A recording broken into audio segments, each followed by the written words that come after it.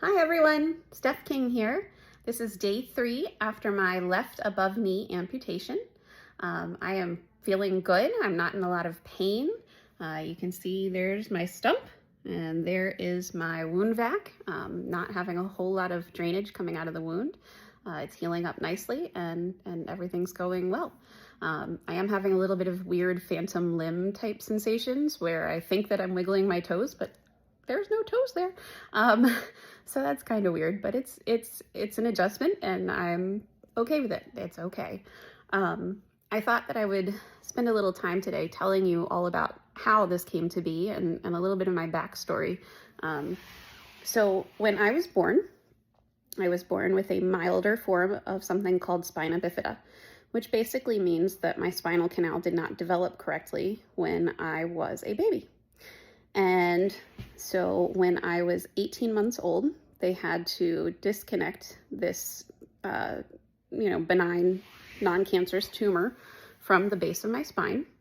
And then as I continued to grow, the tumor grew, again, non-cancerous, but it looked almost like a tail. It was a cosmetic issue more than anything. It wasn't impacting any of my daily life except, I covered it up with clothes. Nobody knew that it was there, but it was there.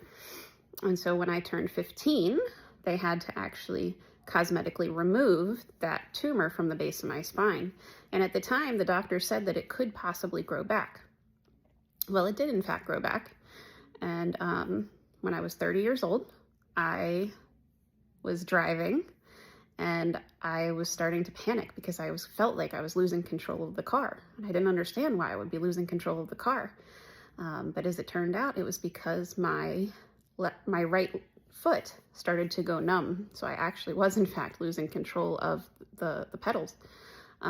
Because what had happened is that tumor regrew, and much like ivy on a fence, it pulled my spinal cord down and towards the right and placed some pressure on some very important nerve endings.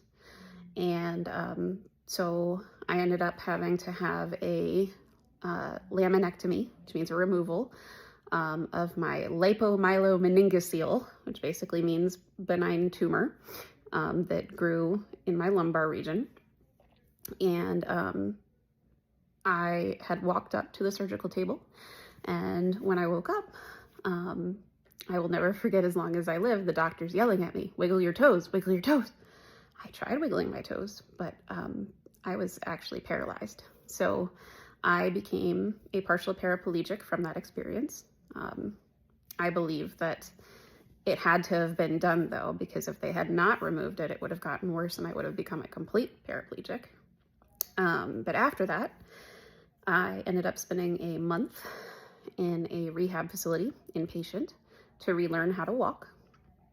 And after lots and lots of practice and physical therapy and occupational therapy, and I was in a wheelchair for the better part of 6 months, I started to learn how to walk again, with a walker and then a cane.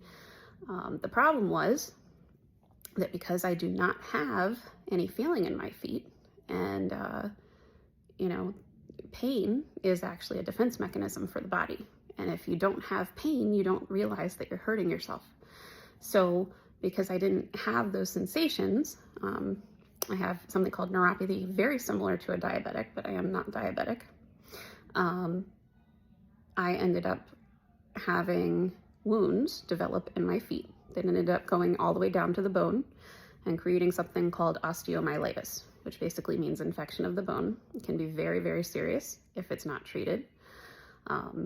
So I continued to have these different ulcerations, and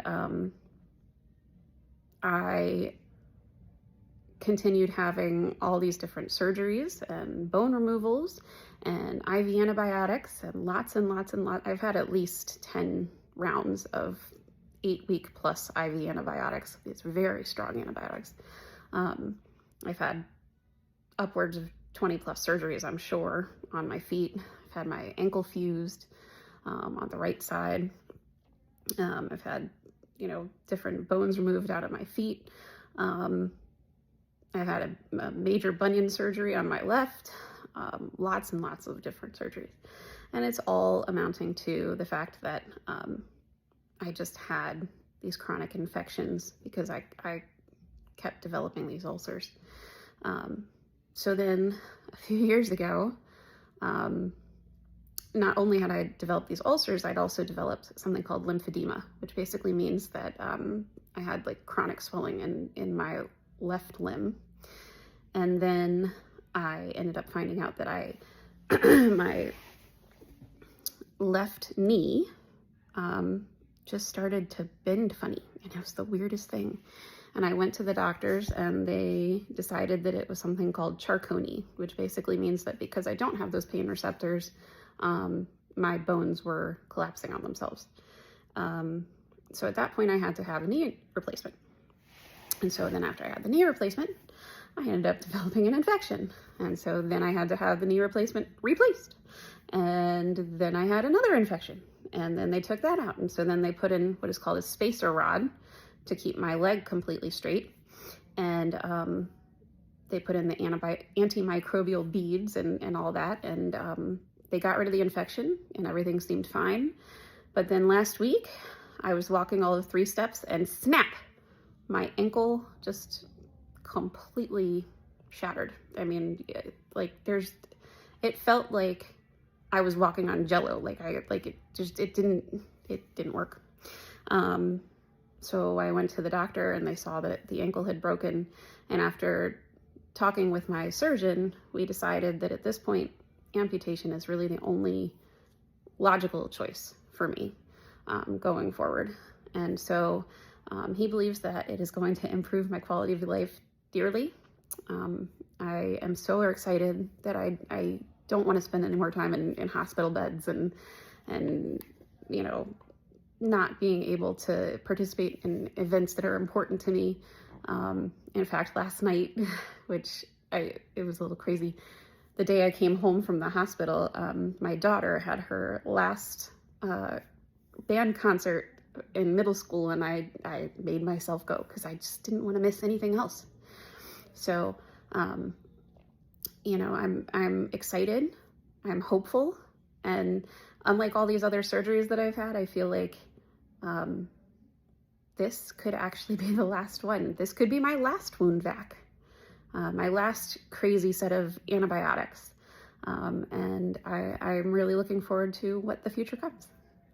So thank you again all for your support. You're wonderful, and I love you all, and let's start this journey together.